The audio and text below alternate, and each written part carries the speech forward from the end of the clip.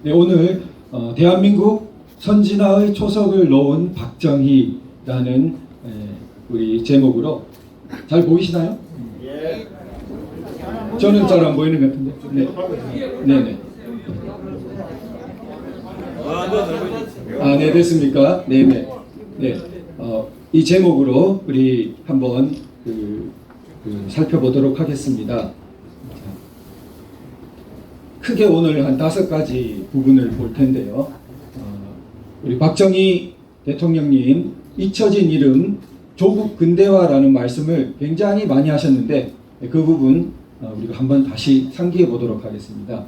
오늘 제목에 선진화라고 되어 있는데 결론을 미리 말씀드리면 박정희 대통령께서 늘 강조하셨던 근대화는 곧 선진화입니다. 직접 그런 부분이 많이 반영되어 있고 학자들이 해석하는 부분을 살펴보도록 하겠습니다. 그렇다면 그러한 근대화, 선진화가 왜 맞물리고 선진국이란 어떤 것인가? 당연할 수도 있지만 우리가 다시 한번 되짚어보고요.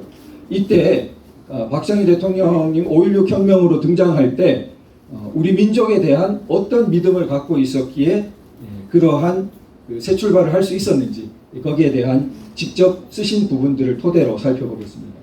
그리고 네 번째로 흔히 산업화라고 말합니다.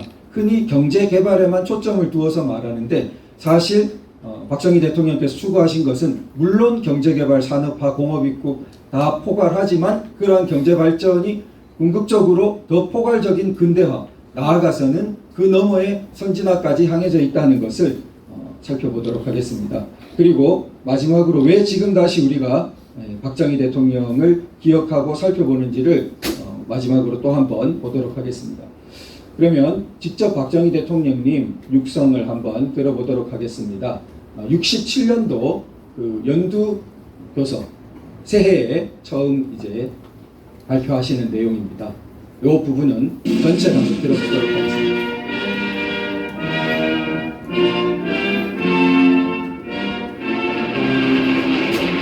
나오고 계시죠?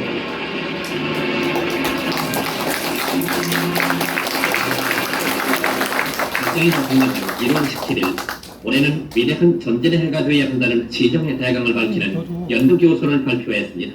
나는 이제 정부의 지난 3년간의 지정을 회고하면서 이 한 해가 조국의 발전을 위하여 그러고 전진하는 획기적인 해가 될 것을 기원하면서 연두의 고구를 말씀드리고자 합니다.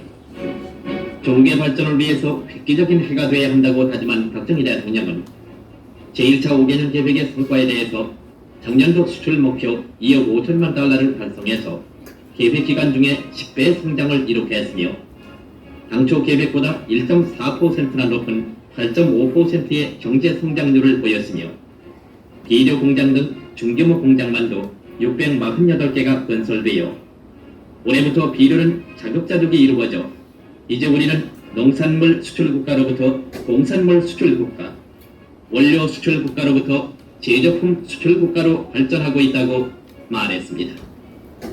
국민 여러분, 조국 근대화의 거대한 횃불은 이미 타오르기 시작했습니다. 전진을 위한 정비 작업은 이미 끝났습니다. 이제 조국 근대화 작업의 제2단계에 지음하여 나는 올해를 위대한 전진의 해로 정하고 근면과 저축과 검소를 다시 우리의 행동 강령으로 삼아 정산 수출 건설에 총진군함으로써 할 것을 온 국민들에게 호소하고자 합니다. 정부와 국민이 한덩이가 되어서 공업 입국을 위한 전면 작전을 전개하자는 것입니다. 이어 박정희 대통령은 국제적으로는 우리나라가 새 태평양 시대를 선도해서 이 지역의 안전과 번영을 추구하는 데 힘쓰고 월남전선에 대해서는 명예로운 평화가 올 때까지 계속 지원할 것이며 국내적으로는 3억 5천만 달러의 올해 수출 목표를 달성하도록 하는 한편 물가의 상승률을 7% 안으로 억제하고 농업을 기업 농민으로 육성해서 도시와 농촌 균형 발전을 이룩하겠다고 말했습니다. 또 금년에 실시될 선거에서는 준법 선거가 바로 공명선거라고 다짐하고 대통령 직속하에 특별 민정반을 두어 행정 능률의 향상을 기할 것이며 제2차 5개년 계획을 꼭 성공시키자고 강조하면서 산을 깎아서 밭을 만들고 바다를 막아서 논을 만들고 사막에 물을 대어 옥토를 만들어서 잘 살고 있는 근면한 민족들을 우리는 본받아야 하겠습니다. 우리라고 못할 리가 어디에 있겠습니까? 조국 근대화와 통일을 위한 우리의 거대한 과업은 이미 착수했으며 우리들의 전진은 이미 시작되고 있는 것입니다. 우리들의 후손들이 오늘에 사는 우리 세대가 그들을 위해서 무엇을 했고 조국을 위해서 어떠한 일을 했느냐고 물을 때 우리는 서슴지 않고 조국 근대화의 신앙을 가지고 일하고 또 일하고 일했다고 떳떳하게 대답할 수 있도록 합시다. 끝까지 보도록 하겠습니다. 그 다음 페이지 한번 가겠습니다.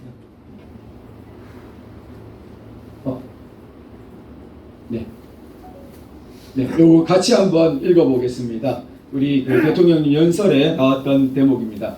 일하고가 한 번 더 있습니다. 자, 시작. 또 우리의 후손들이 오늘에 사는 우리 세대가 그들을 위해 무엇을 했고 조국을 위해 어떠한 일을 했느냐고 물을 때 우리는 서슴지 않고 조국 근대화의 신앙을 가지고 일하고 또 일하고 일했다고 떳떳하게 대답할 수 있게 하자.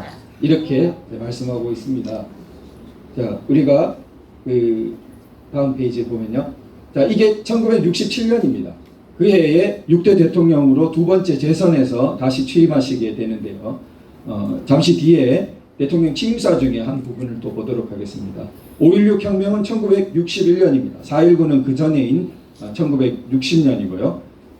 그래서 이 1963년에 개헌 후에 정식으로 선거를 통해서 4년제 5대 대통령으로 처음 취임하시고 그 다음에 6대에서 다시 4년이 되면은 71년에 끝나게 되지 않습니까? 그래서 그 중간에 3선 개헌이 있고 그래서 71년도부터 다시 세 번째 임기가 시작되는데 그러면 정상적으로 했으면은 75년이 3선 임기겠죠.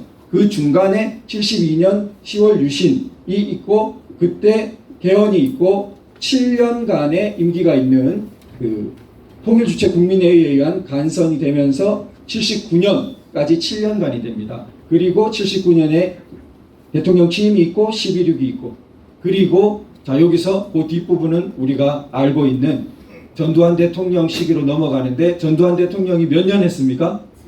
7년 했죠. 이대로 간 겁니다. 그러니까 전두환 대통령 7년 후에 87년 개헌이 있고 그 다음에는 대통령이 정상적으로 교체되어 가는 소위 민주화 시대가 되어서 다시 35년이 지난 이것이 우리의 지금 굉장히 지나온 세월을 보여주고 있습니다. 박정희 대통령이 그 군사혁명위원회 그 시절에 개헌을 하는데 5차 개헌 저때 대통령 직선제로 개헌하고 내각제로 혼란스러웠죠. 그리고 당시 그 헌법에 많이 재헌헌법 때 남아있던 굉장히 국유를 많이 하고 이런 부분이 자유시장 경제체제적으로 획기적으로 바뀝니다. 저 골간이 지금까지 상당히 유지되고 있습니다. 자, 그래서 이 전체적인 틀에서 볼 때 아까 전에 보면은 1억 달러 저 무렵에 시작할 때 하던 것이 지금은 7천억 달러 수출액이 나옵니다. 그러니까 뭐 어마어마한 변화가 있었던 것이죠. 자, 요게 이제 그 67년 취임사 부분인데요. 6분 23초부터 조금 들어보겠습니다. 6분 23초부터 약 2분간입니다.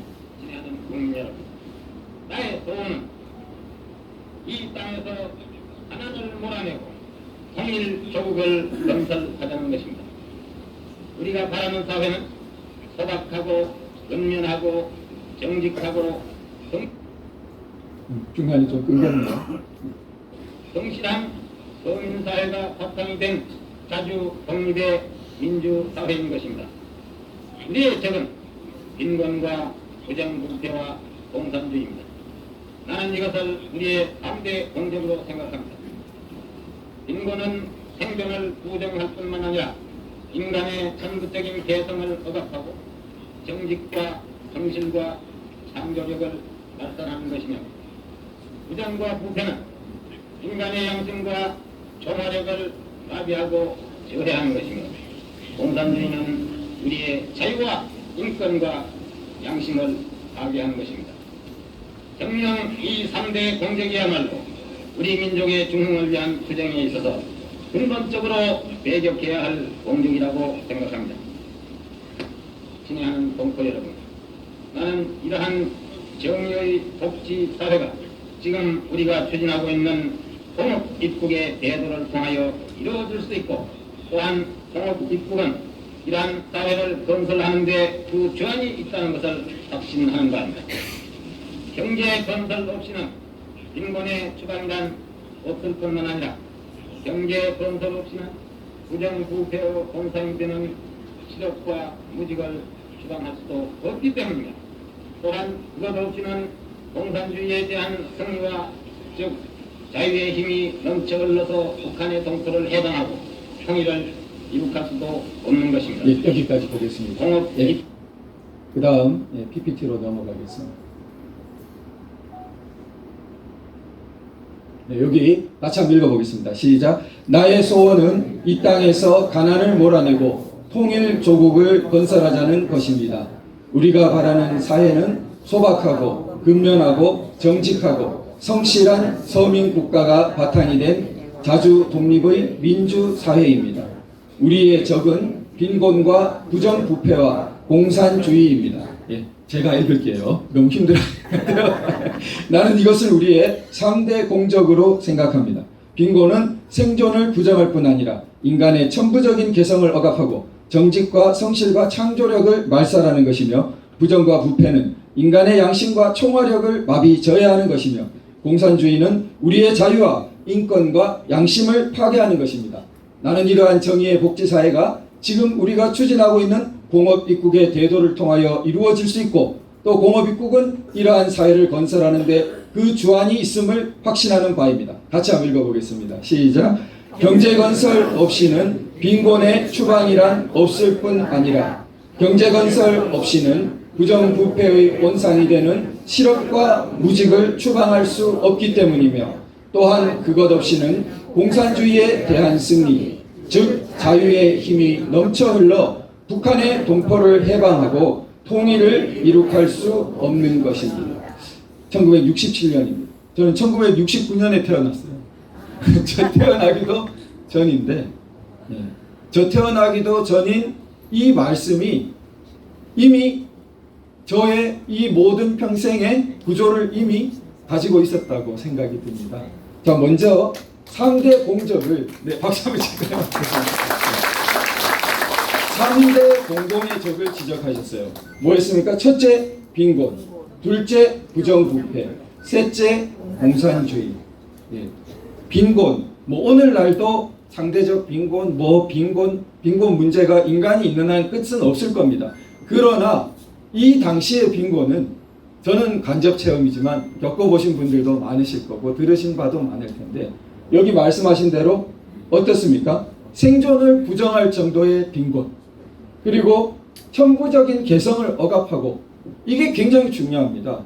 빈곤을 지금도 보시지만 단지 물질적으로 인간이니까 새 끼를 먹어야지 이런 차원이 아니에요. 이게 굉장히 중요합니다. 박정희 대통령. 빈곤을 뭐라 했습니까? 천부적인 개성을 억압하고, 그 뭡니까? 훌륭한 예술가가 될 수 있는 사람이 빈곤 때문에 딴 일을 하고 있어야 되는 거예요. 훌륭한 학자가 될 수 있는 사람이, 훌륭한 공학자가 될 수 있는 사람이 빈곤 때문에 어디 딴 일을 하고 평생을 마치는 겁니다. 빈곤이 천부적인 개성을 억압하는 거예요. 그 상황을 타파해야 된다는 겁니다. 그 다음에 부정부패도 간단하게 말하지 않습니다. 뭐라고 합니까? 인간의 양심과 총화력을 마비시킨다. 물론 빈곤도 또 뭐라 했습니까? 그게 정신을 파괴한다. 정직과 성실을 파괴한다. 그리고 부정부패도 그냥 국가가 그러면 못 살게 된다, 이런 차원이 아니고 그 이상입니다. 부정부패는 인간의 양심, 총화력은 뭡니까? 이게 친화력으로 이렇게 녹취된 데도 있는데 총화력에 더 가깝습니다. 들어보면 서로 힘을 합쳐가지고 총력을 낼 수 있는 거를 부정부패가 있으면 못한다는 거죠. 어느 집단이 부정부패가 있으면 총화력을 발휘하지 못하겠죠. 그런 차원을 지적해요. 그리고 공산주의 비판도 보십시오. 인권, 양심을 파괴한다. 가장 그 근본을 때리고 있습니다. 그렇게 3대 공적을 극복하기 위해서 뭘 하자 했습니까? 그걸 극복하기 위해서 경제 건설을 하자 했습니다. 단지 가난이 너무 싫으니까 좀 한번 우리도 펑펑 써보고 싶어. 한번 우리도 마이카 시대를 열어보고 싶어 차원이 아니었다는 거죠. 그래서 어떻게 갑니까? 경제 건설하면 빈곤을 추방하고, 경제 건설을 하면 부정부패의 온상이 되는 것을 추방하고, 경제 건설을 해서 마침내 공산주의를 승리하자. 그것도 자유의 힘이 넘쳐 흘러서 북한 동포 해방 통일까지 오늘날의 바로 이 과제까지도 적확하게 이야기하고 있습니다. 참으로 대단한 리더십, 대단한 비전 제시라고 볼수록 감탄합니다. 자, 이걸 이제 우리 학자분이 해설하십니다. 이영훈 교수님인데요. 자, 우리 19세기 말에 문명사의 대전환이 일어났습니다. 한중일 아시아 모두 서세동점 형국에서 대충격을 맞이했습니다. 먼저 변화한 일본이 발빠르게 앞섰고, 그 과정에서 우리는 일제의 국권을 뺏기는 지경까지 이르게 됐습니다. 그런데 그 이후에 1988년 올림픽을 열 때쯤에는 우리가 이제 중진국으로 일어서는 100년의 역사가 있었습니다.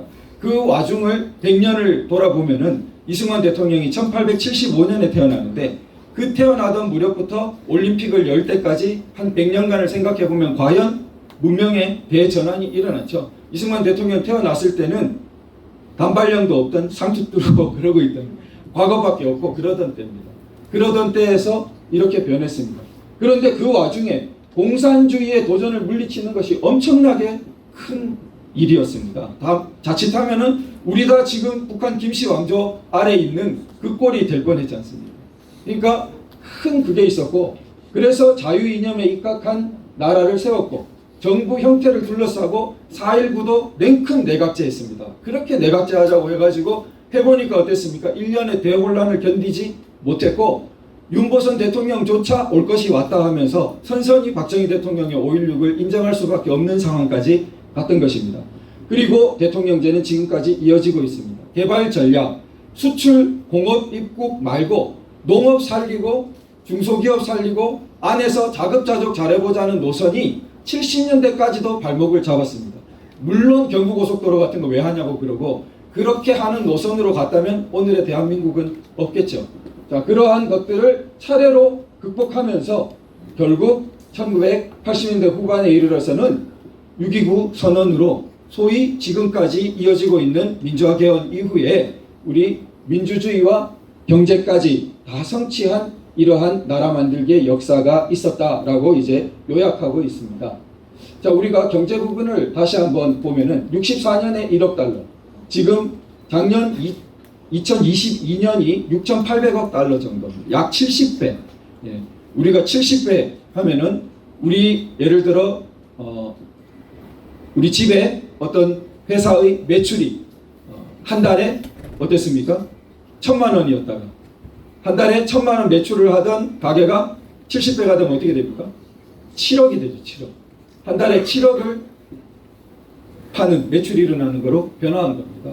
그런 정도의 그 엄청난 변화가 되는데, 자, 100억 달러를 조기 달성하죠. 원래 78, 9년쯤에 되려고 했던 것을 77년에 이루어냅니다. 이때 이제 처음엔 경공업에서 중화학공업, 그리고 중간에 베트남전 파병도 길죠. 그리고 나중에 이제 중동건설, 이 모두 엄청난 피땀으로 외화를 벌어들인, 이게 물론 안보도 있지만 이때 벌어들인 외화도 상당한 국가의 3분의 1 정도 되는 외화의 당시로서는 엄청난 부분입니다.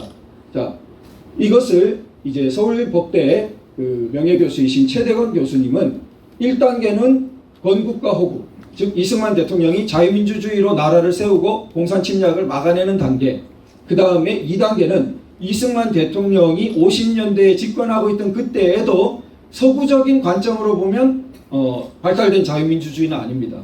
그러니까 그걸 가지고 막 이제 비판을 하는데, 결국 이러한 이승만 대통령, 박정희 대통령도 60년대에는 박정희 대통령의 뭐 서구 민주주의로 봤을 때 크게 다를 바가 없는 것이 60년대입니다. 그러나 70년대, 72년 이후는 특히 조금 다르죠. 그런데 72년부터 87년까지의 만약 그 세월이 없었으면 그때 중진국으로 88 올림픽으로 그리고 안정적인 민주화 개헌으로 이행할 수 있었을지 우리는 다시 한번 진지하게 되물어 봐야겠죠. 이제 그 시기까지 87년까지가 낮은 단계의 법치와 민주주의 시기. 그러니까 아주 서구적인 관점의 높은 단계는 아니어도 없는 것도 아닙니다. 중국과 비교해 보면은 저거는 중국은 싹도 없습니다. 저 정도의 우리 60년대 70년대에 싹도 없는 거예요. 그러니까 저 시기에 동시에 초고도 성장의 산업화 근대화가 함께 이루어지면서 마침내 87년에는 서구적인 수준의 사회로 이제 발돋움하게 된 것입니다. 그래서 하나의 그냥 나라만 떨거려니 이렇게 선포하면 건국이 되는 게 아니죠. 기초 이념부터 공고해야 되고 저것도 우리 50년 전쟁을 겪으면서 공고해졌습니다. 그리고 정부 형태가 60년 4.19까지도 이게 합의가 안 됐습니다. 그리고 관료제, 이승만 대통령 때까지도 관료제가 정착이 안 됐습니다. 관료들의 월급을 제대로 줄 수 없었어요. 공무원을 촉탁으로 해서 딴 회사가 주게 하니까 부패가 만연할 수밖에 없는 국가 재정이 어려우니까 그러한 상황이었습니다. 이게 지금은 뭐 직업관료제가 한국은 부정부패가 문제일 수는 있어도 직업관료제는 상당히 이제 올라섰죠. 자, 상비군, 우리 국군 자체가 건국때는 불안했죠. 자, 이런 것들, 경제개발, 나아가서는 복지제도, 이런 틀들 다 복지제도까지도 박정희 대통령 때 다 기틀이 서는 것입니다. 이 나라 만들기에 근대적인 국가 만들기의 과제가 다 사실은 보면은 이승만 박정희 대통령, 특히 박정희 대통령 때 엄청난 속도로 그리고 질로 이루어진다는 것을 우리가 살펴볼 수 있습니다. 그래서 아주 조국 근대화의 신앙을 가지고 신앙이라는 표현까지 썼는데 친필 글씨, 글자를 아주 잘 쓰시죠, 글씨를. 그래서 조국 근대화, 독특한 필체로 쓰시는데요. 조국 근대화라는 이 친필 필체고요. 그래서 박정희 대통령의 1967년 말씀인데 선진국의 1세기 뒤떨어진 우리는 앞으로 10년 이내 이것을 회복하자. 이것이 불가능하다 포기하는 사람에게는 1세기를 지나도 불가능할 것이다. 자, 우리 전편의 주제입니다만 근대화를 하자. 가장 처음 출발은 뭘까요? 근대화를 할 수 있다는 태도입니다. 이게 이제 저 앞서 좌승희 원장님께서 처음 강의를 지난달에 하시면서 자조 정신에 대해서 박정희 대통령 새마을운동 자조 정신에 대해서 말씀을 하셨는데 스스로 돕는 자만이 하늘도 도울 수 있다. 이런 태도처럼 자기 자신이 근대화할 수 있다라고 이렇게 태도를 나올 때만 근대화할 수 있는 것입니다. 그러니까 이런 부분에서 이제 강조를 하고 계시고요. 자, 그러면 선진국이란 무엇인가? 이걸 한번 조금 살펴보도록 하겠습니다. 죄송하지만 물을 조금 갖다 주시면 감사하겠습니다. 자, 우리가 흔히 선진국 그러면서 이미 선진국 됐다고 뭐 이렇게 청구서 날아왔다 이런 표현을 흔히 듣습니다. 과연 그럴까요? 오늘 강의를 통해서 한번 더 곰곰이 생각해 보도록 하겠습니다. 자, 이게 송나라, 감사합니다. 송나라 피종 때의 그림입니다. 1100년대. 제가 이 그림을 놓고 설명하는 이유는 이 1000년, 1100년 이 무렵에 세계에서 가장 잘 사는 지역은 놀랍게도 중국이었습니다. 그래서 그것이 유럽 학자들이 연구를 했습니다. 자, 이걸 보시면 빨간 게 중국입니다. 빨간 게 중국인데 파란 것은 영국입니다. 오늘날 가장 산업화의 대표적인 나라인 영국이 1090년, 바로 저 1100년 무렵을 보면은 중국이 1인당 GDP가 앞서 있죠. 저렇게 되어 있습니다. 그런데 저 중국의 1인당 GDP 높이는 크게 성장을 못하고 1700년 청나라 이런 무렵에 가서도 어떻습니까? 그냥 간신히 조금 더 올라간, 그러다가 인구가 증가하면서 1인당 GDP가 더 떨어져 버리는 저런 큰 격차를 보이는 대로 변화하게 됩니다. 그러나 북송, 이런 그 송나라의 전성기 무렵을 보면은 세계에서 아주 그냥 가장 그 경제가 발전해 있는 모습을 볼 수 있습니다. 그러면은 왜 이런 중국이 뭐 별 다르게 펴지 못하고 꺾여버렸냐? 그것을 우리 유명한 아담 스미스입니다. 국부론 가장 이제 경제학의 대표적인 아담 스미스는 이미 분석하고 있습니다. 뭐냐면 핵심적인 결론을 말하면은 법치가 안 되는 거예요. 법치가 안 되기 때문에 그러면은 시장 질서가 이렇게 갈 때 계약 안 지키는 사람이 나오고 뭐 계약을 해도 믿을 수가 없고 그걸 강제 집행할 어떤 체계도 없고 그러니까 결국은 시장 질서가 위축되고 그래서 시장 질서가 위축되고 경제력도 더 성장하지 못하는 것을 봅니다. 그래서 성장 잠재력도 있고 재산 소유의 불안감, 계약이 보호받지 못한다. 그래서 변제를 강제할 수 없다. 이래서 선진적으로 사법 집행 제도가 반면 영국을 보면은 이렇게 법치가 자리 잡기 때문에 가장 먼저 경제가 발전할 수 있는 것을 볼 수 있습니다. 그래서 이런 부분이 중국은 지금까지도 수천 년 된 문제입니다. 우리도 그 문화권 영향을 받기 때문에 어떤 게 있습니까? 법을 좋아합니까? 싫어합니까? 싫어합니다. 예.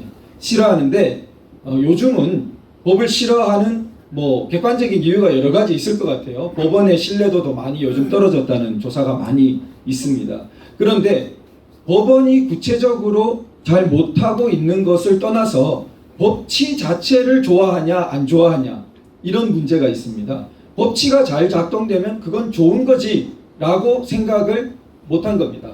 동양 수천 년. 왜냐하면 동양에서는 법이라는 말이 이 아주 명령적인 위에서 내리꽂는 그래서 사람을 강제하는 이런 식으로만 많이 인식됐습니다. 그러니까 일반인들이 별로 법으로 다스려지는 사회라는 걸 좋아하지 않게 됩니다.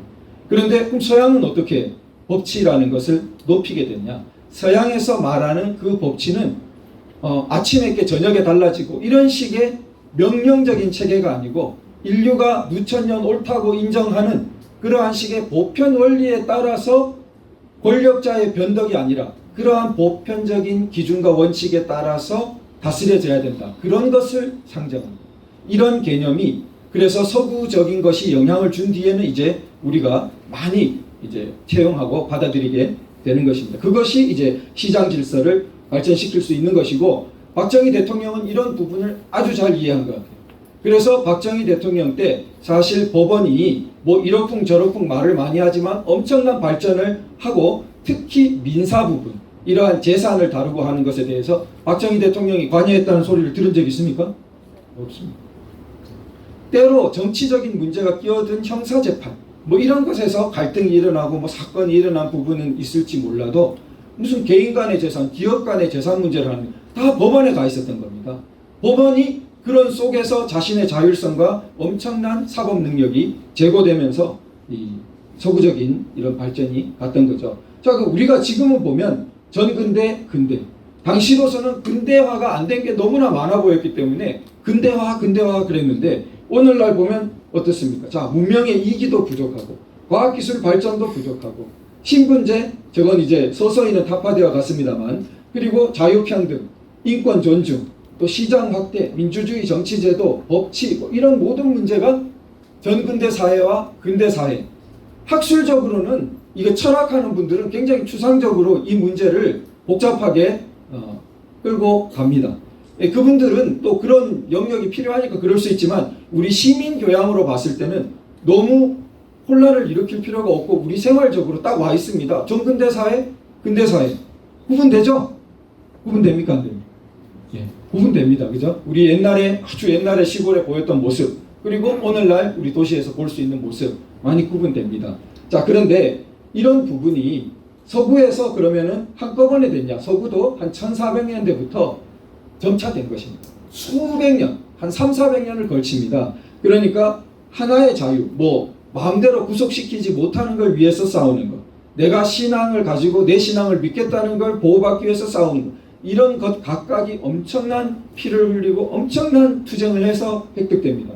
자, 그리고 왕이 다스리지 않고 시민 정치가 일어나는 게 일어나고 그리고 사상, 학술, 문화, 정치 모든 면에서 귀족, 특권층에 대한 반감도 일어나고 그리고 과학혁명이 일어나서 갈릴레오 갈릴레이처럼 지동설, 뭐 뉴튼 이러면서 아주 눈부신 과학기술 발전, 르네상스, 인문주의 이런 모든 것들이 일어나면서 이거 완전히 기계적인 순서는 아닙니다. 서로 영향을 주면서 일어나면서 이제 산업혁명까지 일어나 획기적으로 이제 산업력까지 증가하고, 그러니까 근대 문물이 완전히 본물 터지듯이 계속 더 쏟아집니다. 주식회사, 보험회사, 뭐 온갖 제도들이 쏟아지고, 그 다음 마침내 정당 정치도 발전합니다. 그러면서 오늘날 우리가 알고 있는 자유민주 정치제도도 나와서 나중에는 복지국가까지 하자, 이런 복지제도까지.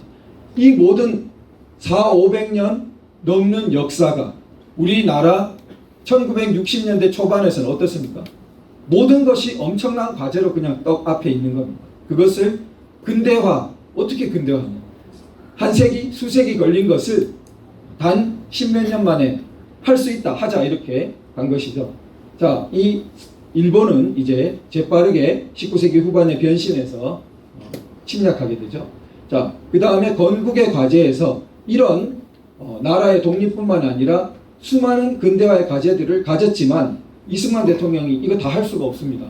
자, 그래서 신생국에 우선 존망의 위기가 있습니다. 그걸 막아내야 되고, 한미동맹으로 우선 안보를 강화해서 안정시켜야 됐고, 자, 그리고 산업시설은 파괴됐고, 자, 어떻게 이것을 파괴된 가운데에도 국격은 지켜야 했고, 그래서 뭐 이승만 라인 같은 걸 통해 가지고 독도 영유권 이런 거 합니다.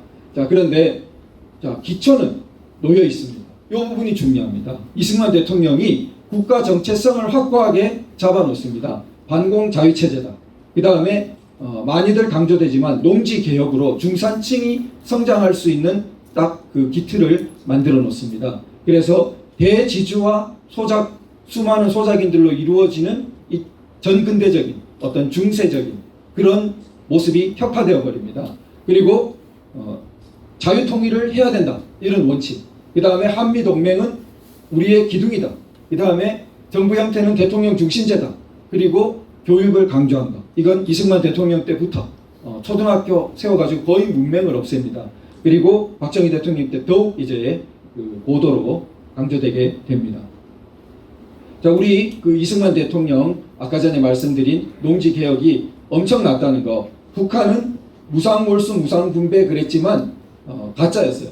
그러니까 나중에는 팔지도 못하고 임대도 못하니까 결국 국가 소유로 돌아가고 맙니다. 협동농장 그러면서. 그러나 우리는 여기 둘째 칸 보시면은 연평균 생산량의 150%. 그러니까 1년에 30%를 5년씩만 내면은 자기 거두어들인 수확물의 30%를 5년씩만 내면 내 땅이 되는 거예요. 옛날 그 오목하던 소작제 때는 5대5였어요. 혹은 6대4.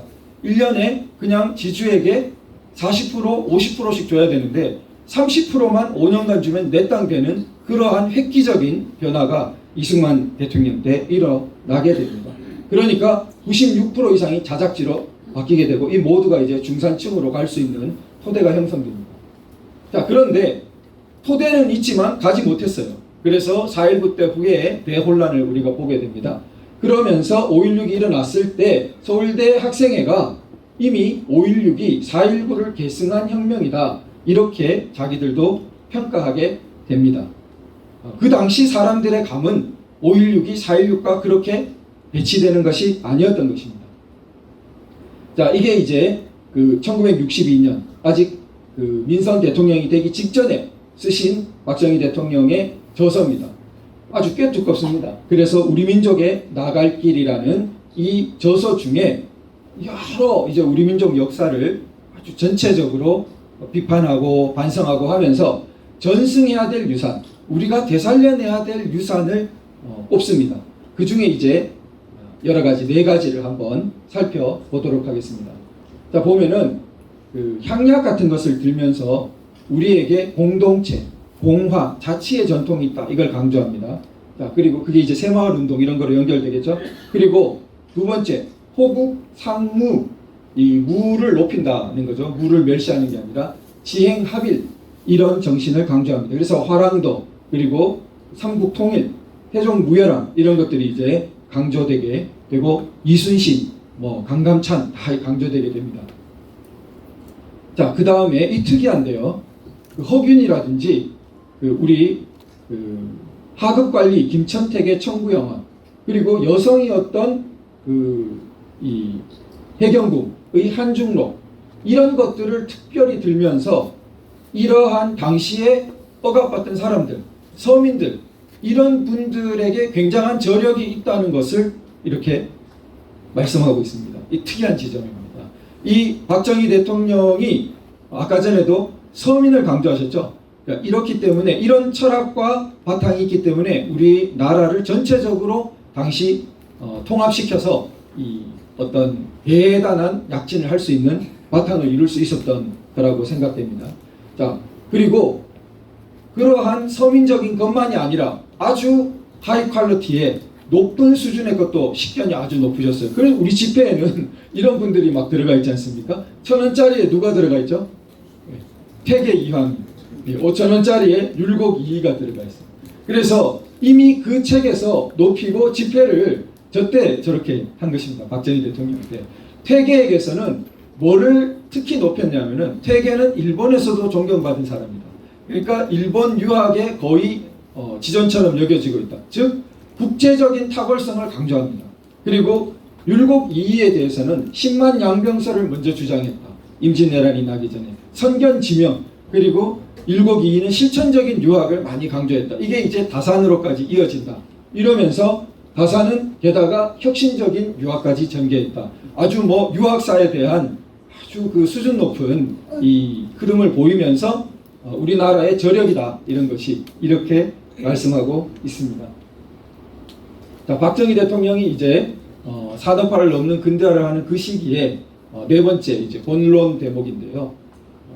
세계의 상황이라든지 아까 전에 말씀드린 이승만 대통령으로부터의 그 유산이라든지 이런 부분 없이 혼자 하실 수는 없어요. 그러니까 이게 세계 상황을 보여주는데 당시 세계 상황이 그 아주 세계적으로 기술 혁신이 많이 일어나고 경제 성장이 많이 되던 때입니다. 그러나 그 과실을 누구나 다 받아먹을 수 있는 게 아니에요. 준비된 사람이 받아먹을 수 있죠. 그게 우리가 차지한 겁니다. 그럴 때 60년대 이제 경공업 체제를 보면은 이때 소위 노동 집약적인 산업을 선진국들이 더 이상 자기가 안 해도 자기들은 다른 거로 먹고 살 수 있어요. 그래서 그거를 공장을 넘기는데 우리가 이제 받고, 특히 일본에서 많이 받고 이런 것들이 되고, 자, 그러나 70년대는 다른 문제입니다. 요 수준에서 멈췄으면은 우리가 그냥 오늘날의 코리아가 아니라 필리핀, 태국 뭐 이런 수준으로 갔겠죠. 그런데 자, 이런 앞에 토대가 있었다는 거고요. 또 이 박정희 대통령은 이런 부분에서 항상 물질, 정신, 같이 있습니다. 정신적 근대화, 물질적 근대화. 그래서 이 발전국가, 소위 발전국가라고 평가하는데요. 박정희 대통령의 그 60년대부터 나오는 발전국가 체제는 정부가 차관 같은 거로 투자 자금을 조성해서 이게 민간으로부터 올라오기를 너무 오래 걸립니다. 그러니까 그걸 조성해서, 그런데 전략적으로 배분해야 돼. 그 함부로 그냥 쪼개주면은 아무것도 안 되죠. 자, 그런데 쪼개줄 때 전략적으로 배분을 하고 난 다음에도 반드시 뭐가 필요합니까? 사후 실적 기준으로 자금 배분. 저게 엄청납니다. 보통 제3세계 국가는 공정하게 못해요. 그래가지고 대통령의 친척이라든지 뭐 대통령에 가까운 사람들이 인도네시아 같은 거 보면은 뭐 크로니즘이라고 그래가지고 온통 다 뭐 큰 기업들은 그런 사람들이 차지하고 있습니다. 오늘날 뭐 너무 유명한 이야기니까 다들 아시겠지만 그래도 꼭 짚고 넘어가야겠죠. 박정희 대통령은 저 적빈 상태의 나라에서 자, 오늘날 코리아를 만들었으면 우리 다 아는 이야기입니다. 그런데 박정희 대통령 친척이나 박정희 대통령 개인적으로 가까워했다 해가지고 난다 뭐 한다 하는 기업 하나 갖고 있거나 떼부자가 됐다는 이야기를 들어본 적이 있습니까? 너무너무 예외적입니다.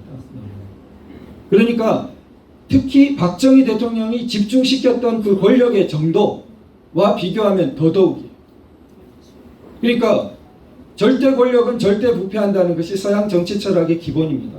권력이 집중할수록 권력은 부패한다고 물리학 법칙처럼 되어 있습니다.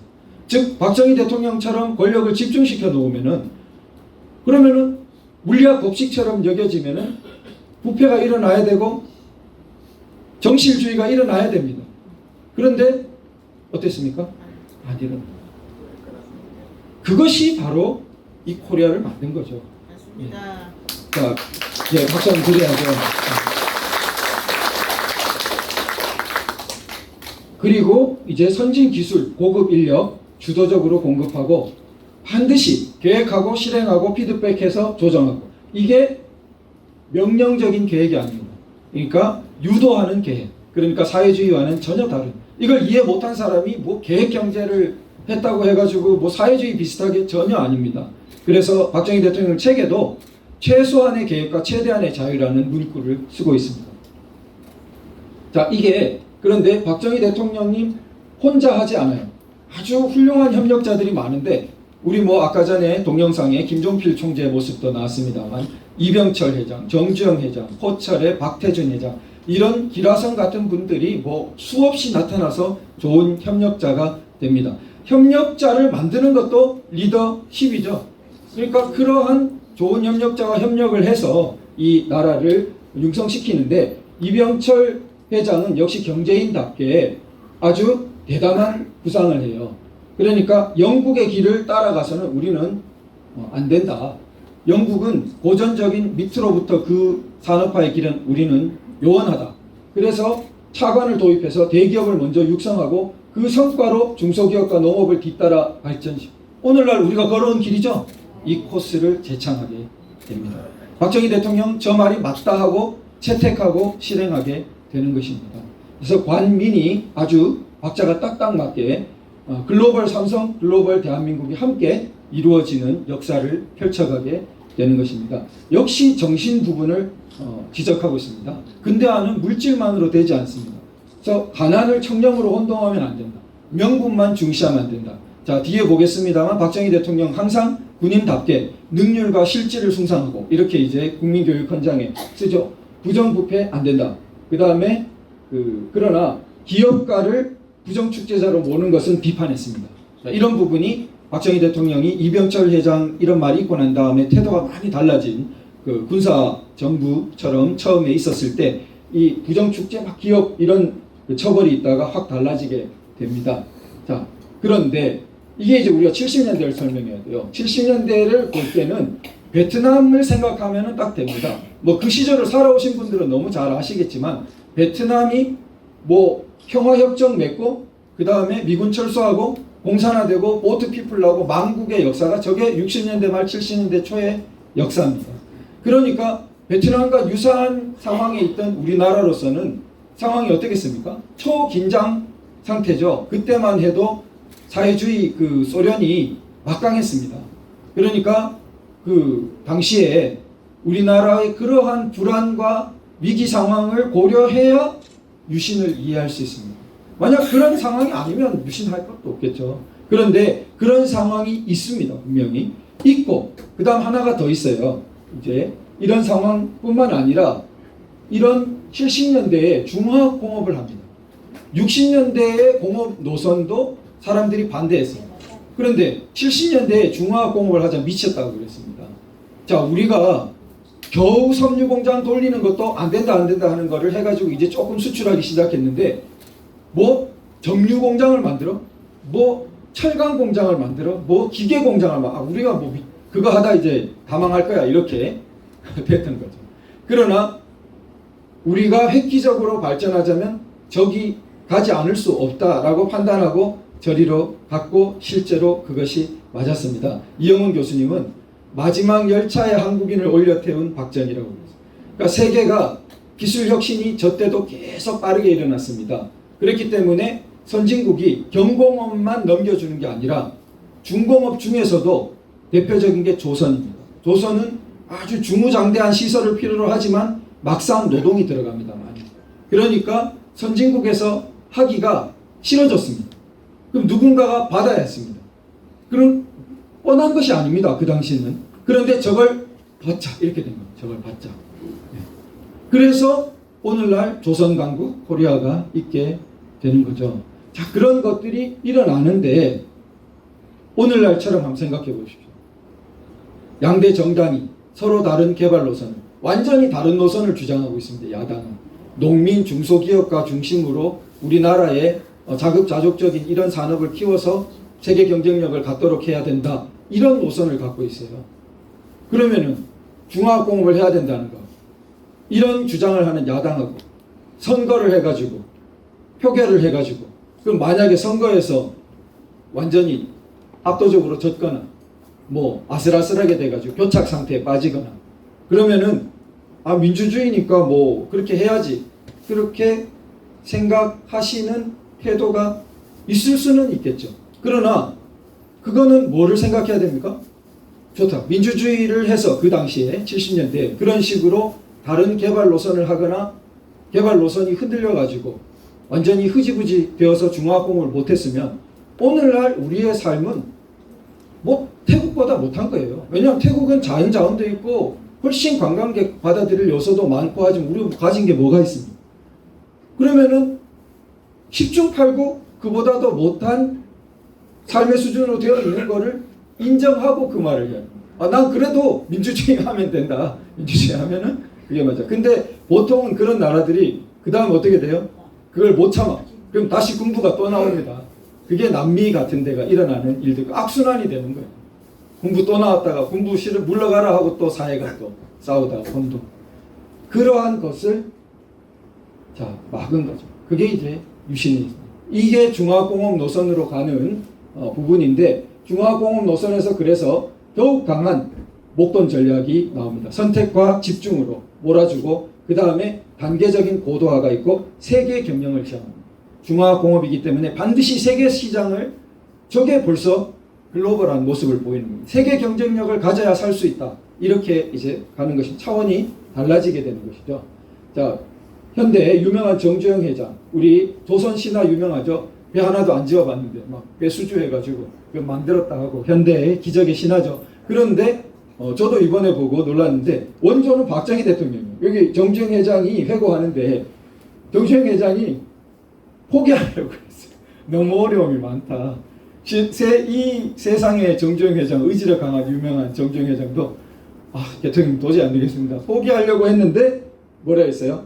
한번 같이 읽어볼까요? 한번 시작한 일은 어떤 어려움이 있더라도 불굴의 정신으로 극복하여야지 도중에 중단하는 기업가가 되어서는 국가에도 도움이 될 수 없는 것이지요. 이러면서 해가지고 반성하고 다시 했다는 겁니다. 그래서 오늘날 조선 코리아가 있는 것입니다. 네.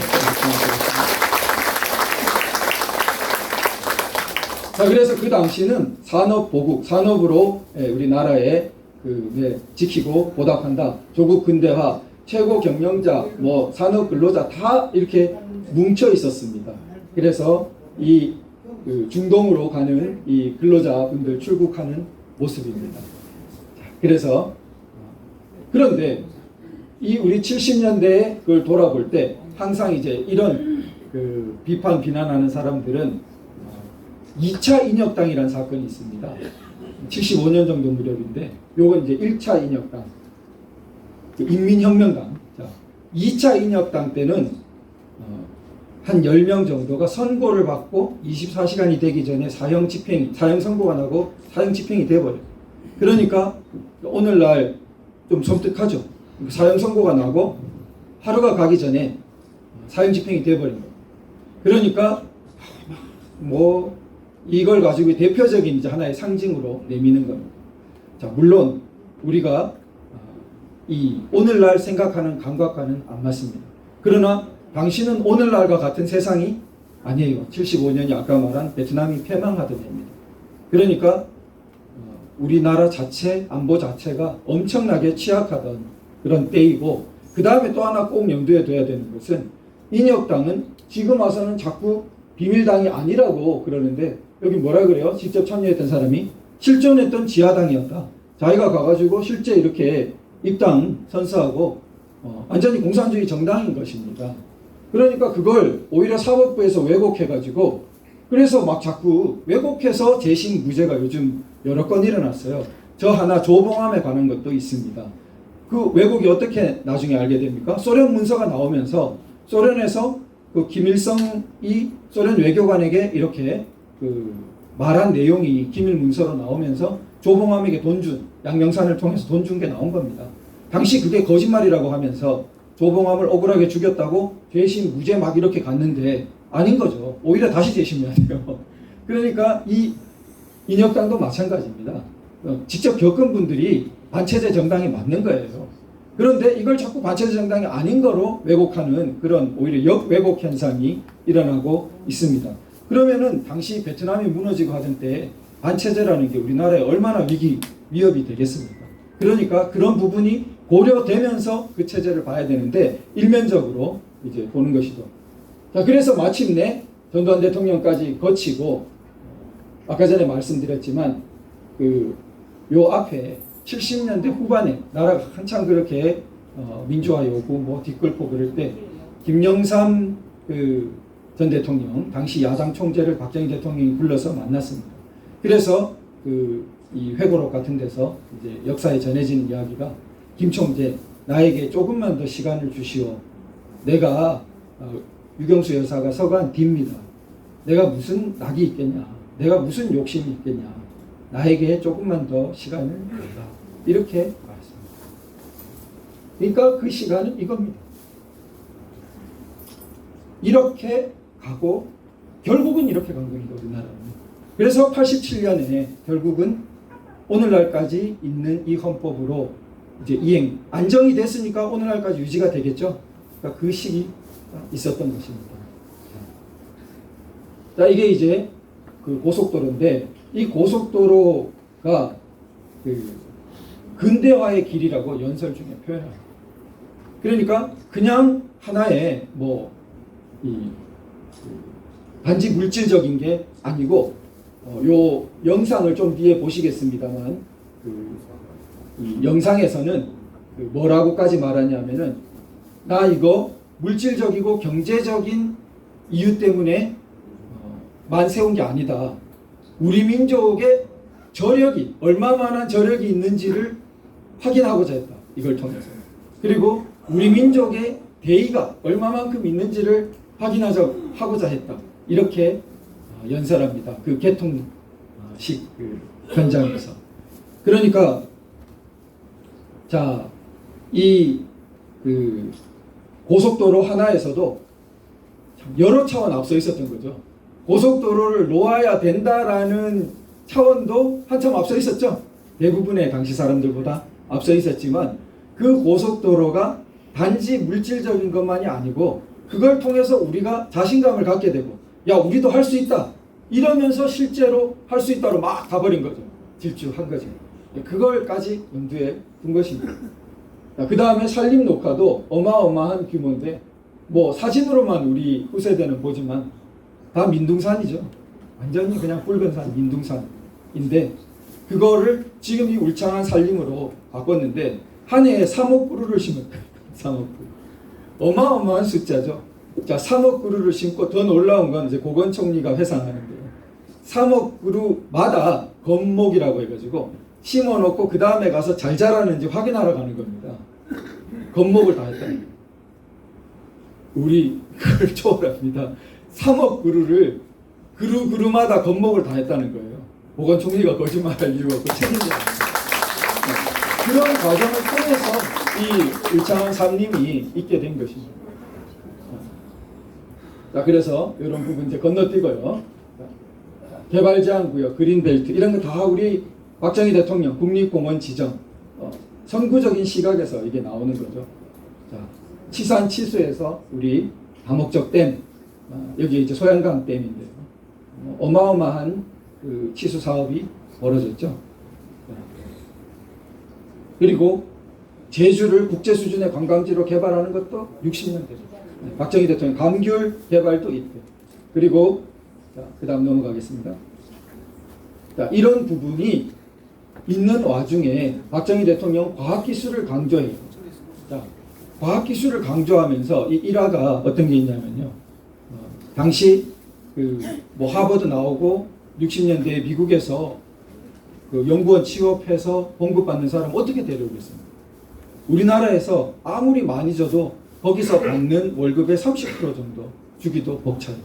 그런데 물가 차이가 있으니까 조금 더 뭐 낼 수 있다 할지 모르지만 교육도 불편하고 다 불편하잖아요. 근데 30%를 주고 애국심에 호소해서 이 우리나라를 발전시키자고 이제 그 연구원들을 데려오는 겁니다. 모셔오는. 그래서 키스트, 우리 카이스트 여기를 세우는데 그게 당시 국립대학 교수 월급보다 3, 4배 많았어요. 이게 사회 문제가 됐어요. 그게 알려지죠. 아니 이 사람들만 막 이렇게 많이 주고 심지어는 대통령 월급보다 많았습니다. 그러니까 그게 이제 언론에 자꾸 나오고 하니까 결국 대통령실까지 불려가게 됐어요. 밑에서 막 그랬겠죠. 그래서 키스트 총장이 이제 긴장해서 박 대통령 만나러 이제 봉급표를 들고 갔습니다. 그러니까 여기 박 대통령이 봉급표를 이렇게 봤습니다. 보고 과연 나보다 월급 봉급이 많은 사람이 수두룩하군 이렇게 한마디 했다고 합니다. 자 그렇게 한 다음에 이렇게 딱 이렇게 적어서 이대로 시행하게 이렇게 했다는 것입니다. 그 수두룩하군 했을 때 아주 총장님이 긴장했겠죠. 그래서 그랬는데 참 이 과학기술의 그 중요성과 나라를 발전시키는 거기 부분이 있었던 거죠. 김영희.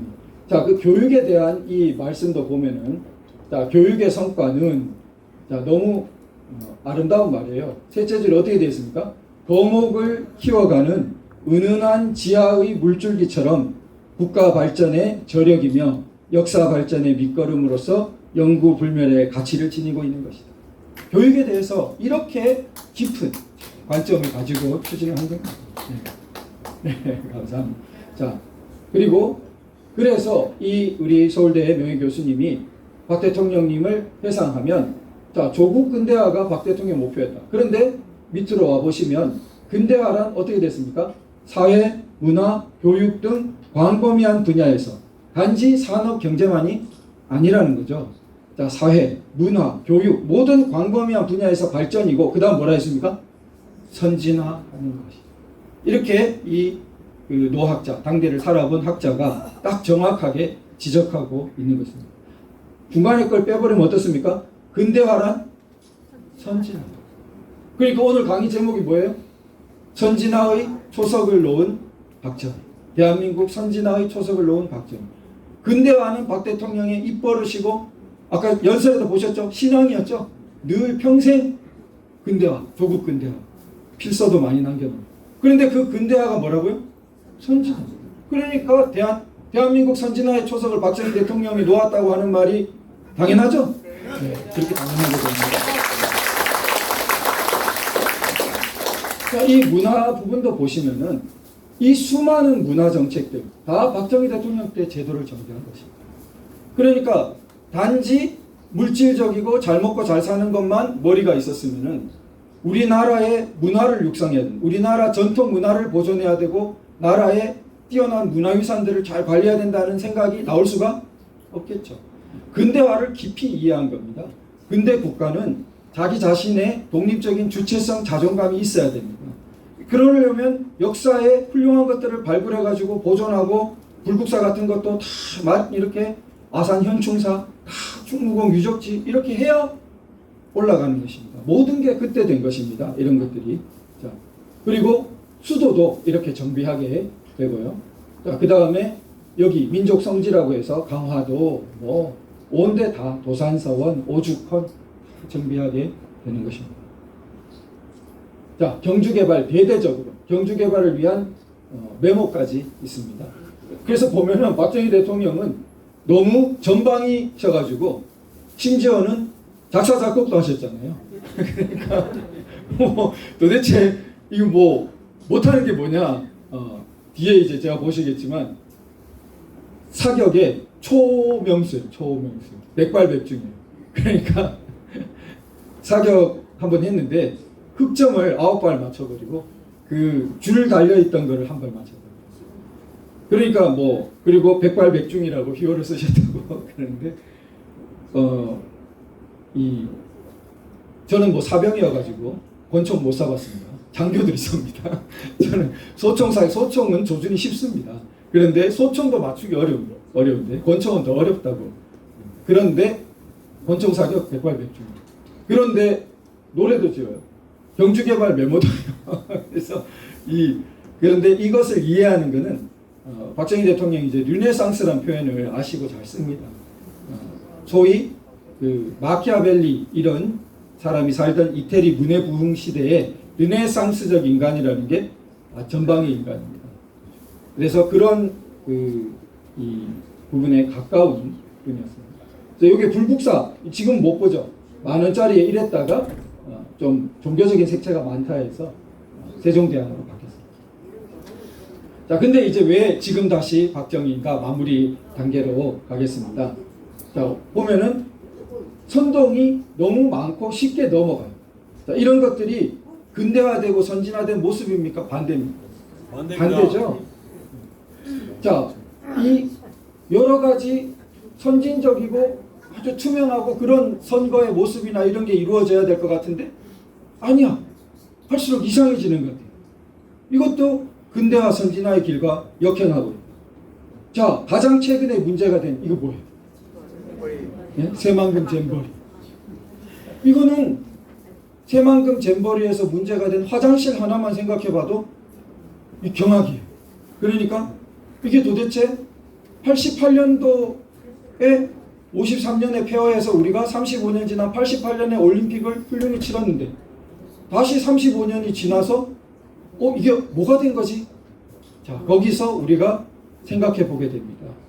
박정희 대통령은 뭘 제시했습니까? 국가 목표를 제시했습니다. 조국 근대화. 그런데 87년 이후에 서울올림픽 특히 이후에 우리가 그런 걸 들은 게 있습니까? 이게 잘 없어요. 그러니까 일관된 국가 목표. 다음은 사실은 어떤 게 근대화 다음에 어떤 게 당연히 전제되어 있습니까? 중진국에서 선진국으로, 선진화로. 근데 선진국이 쉽게 되는 거로 생각합니다.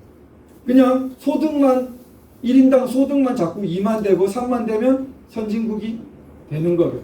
그게 아니라는 게 보여준단 말이에요. 훨씬 더 없던 35년 전에도 훌륭한 국제행사 다 치렀지만 왜 이 3만 불 그러는 시대에 이렇게 되냐. 그건 선진화가 선진국이 사실은 물질적인 것만 오히려 그것보다 박정희 대통령 강조한 정신적 근대화처럼 눈에 보이지 않는 그 부분에 따라와야 돼. 그 부분이 우리는 많이 놓쳤다는 거죠.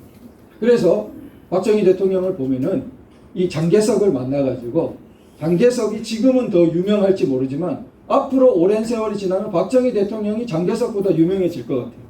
벌써 조짐이 나타나고 있고 지금 박수 한번 칠까요? 장개석을 만나서 한 이 말을 보더라도 박정희 대통령이 미래에 오히려 세계사적인 인물이 될 걸 벌써 보여줍니다. 한번 보세요. 자, 자유의 방파제라 흔히 그러잖아요. 대만, 한국 이렇게 다 공산 최전선에서 막고 있다. 방파제다. 그게 아니라는 거예요.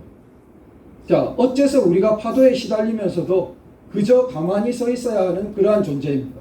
우리는 전진하고 있습니다. 폭정의 공산주의를 몰아내고 자유세계의 구현을 위하여 앞으로 전진하고 있는 것입니다. 그 다음 같이 읽어보겠습니다. 시작. 우리야말로 자유의 파도입니다. 이 자유의 파도는 머지않아 북경이나 평양까지 휩쓸게 될 것을 나는 확신합니다.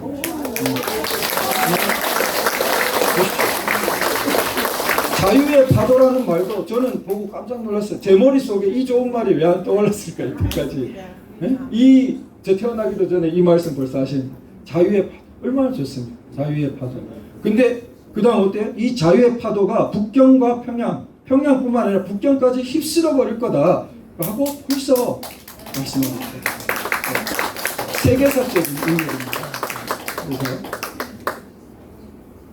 자, 우린 이걸 잊었다면서요. 국민교육헌장에 보면은 뭘 해놨습니까? 민족 중흥의 역사적 사명, 능률과 실질을 숭상, 새 역사를 창조하자.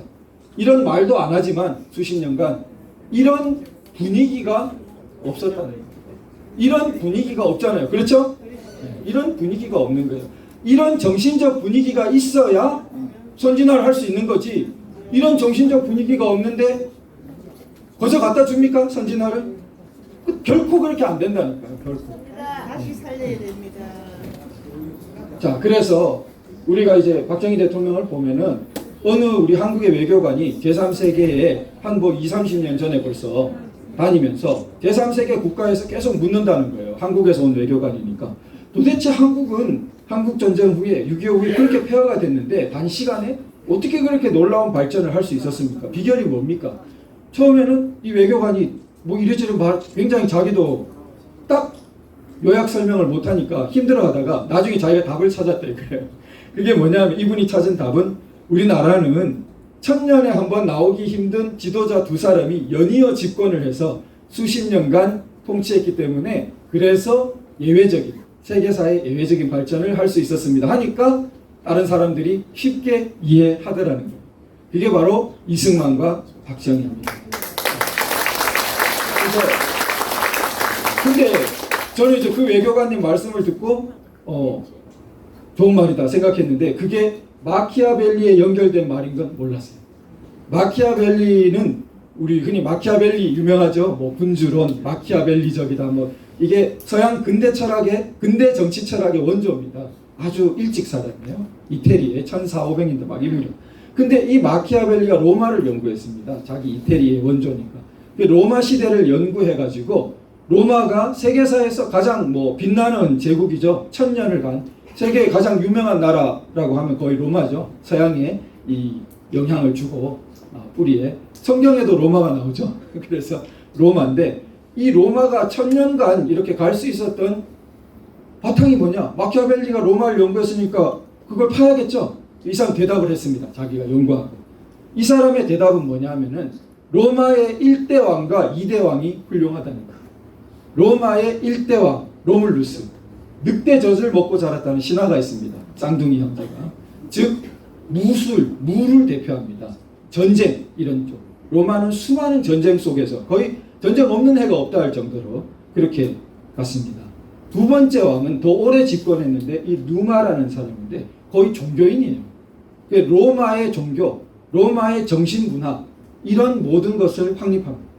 그러니까 1대 왕은 무인에 가깝고 2대 왕은 문인에 가깝고 이 1대 왕과 2대 왕이 상호 보완적으로 너무나 훌륭하게 기틀을 놓았기 때문에 1000년 로마의 번영이 있었다고 마키아벨리가 적었습니다. 이 외교관은 어쩌면 보셨는지 안 보셨는지 모르겠지만 아마 보셨겠죠. 제가 볼 때는 그 울림이 있습니다. 결국 1000년 로마의 번영처럼 우리나라는 너무 복받은 거죠. 이승만 대통령과 박정희 대통령 무인에 가까운 거죠. 백발백중이라 했죠. 태조 이성계가 말밑에서 활을 쏘아가지고 적장을 이게 넘어뜨렸다는 신화가 있는데 신화적인 이야기가 있는데 박정희 대통령은 뭐 그 육사에서부터 뭐 미국 육군 사관학교까지 체험했습니다. 그러니까 그러나 문무겸전에 가까워요. 김유신도 그렇지만 문무겸전에 가깝고 이승만 대통령도 그냥 약골 문인일 수가 없어요. 하버드 박사 당시로서 뭐 이 문으로 따져도 세계 최고급입니다. 프린스턴 뭐 하버드 석사, 프린스턴 박사, 이 뭐 최고급의 동양 교양에 서양 교양 다 겸한. 그런데 물을 겸하게 된 거 어떻습니까? 평생 독립운동. 독립운동이라는 것은 뭐 나약한 문인과는 너무 맞지 않는 거 아니에요. 그러니까 평생 독립운동으로 단련된 문무가 겸전된 그런 분이 우리 일대. 그 다음에 이 르네상스적 인간처럼 문무를 겸비한 박정희 대통령이 2대. 그렇게 1대, 2대 우리 국부처럼 기틀을 놓았기 때문에 대한민국은 뭐 1000년 번영의 기틀이 놓여졌다고 생각됩니다. 단 조건이 있어요. 단이 중요하죠. 단 조건이 있어요. 뭐겠습니까? 단 잊어버리지 말아요. 이제 성경에도 늘 나오지만 이 기틀이 놓였지만 잊어버리면 꽝입니다. 잊어버리면 다 뺏겨버리고 다 있는 것도 없는 거 돼버립니다. 잊지 않고 기억하고 되살려내고 지금처럼 그 근대화가 선진화구나. 박정희 대통령을 되살려서 오늘날 가열차게 선진화를 해야겠네. 이런 식으로 기억하고 살려내면 우리는 1000년 동안 번영해서 G8을 넘어 우리나라가 자유문명을 언젠가는 선도하는 국가까지 그 미래까지 내다보신 분들입니다. 감사합니다.